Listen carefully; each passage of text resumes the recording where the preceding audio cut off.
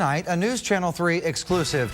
After months of controversy and disturbing revelations about the quality of care at the Kzoo Psychiatric Hospital, the interim director is telling us what it will take to root out the problems. The former director resigned and 2 supervisors were fired after a patient died as a result of neglect. Since then, the I-team has reported more than a dozen employee suspensions relating to patient abuse. Tonight, our Jared Worksma sat down with the interim director to figure things out.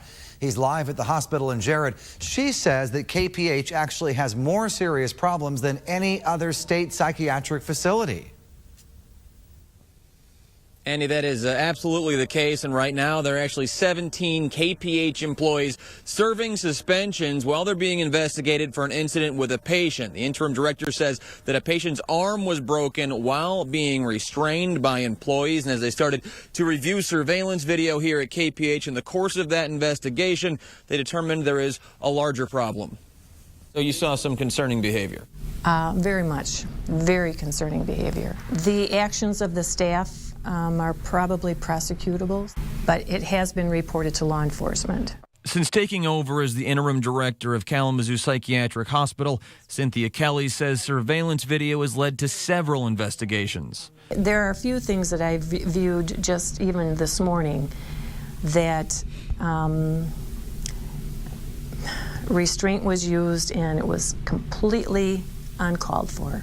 Employees have told us it's reluctance by doctors to sedate or even restrain the most violent patients that leads to problems.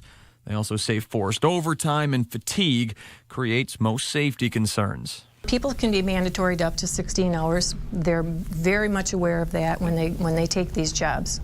Does that lead to problems if it's happening too often? Well, then the staff should be, when their fellow members are not coming to work, somebody has to work. So it's not a matter of understaffing, it's a matter of people not showing up to work. Yes. And so what are you doing about this? We are enforcing the work rules. We're working very closely with HR. Ultimately, they can be dismissed for not showing up for work. But Kelly says rooting out a culture of apathy among more than 200 patient aides at KPH will be the biggest challenge ahead. For the most part, the staff there are they're very caring, and they really do want to work with patients. We do believe that we'll be able to turn this around. We'll get it back on track.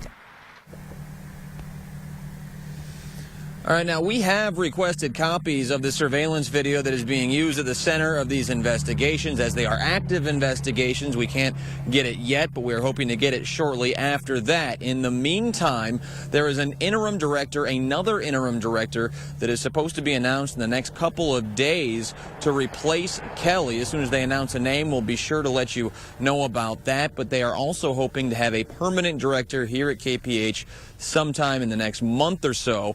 Of course, we'll keep you updated. For now, we're live in Kalamazoo. I'm Jared Worksma, News Channel 3.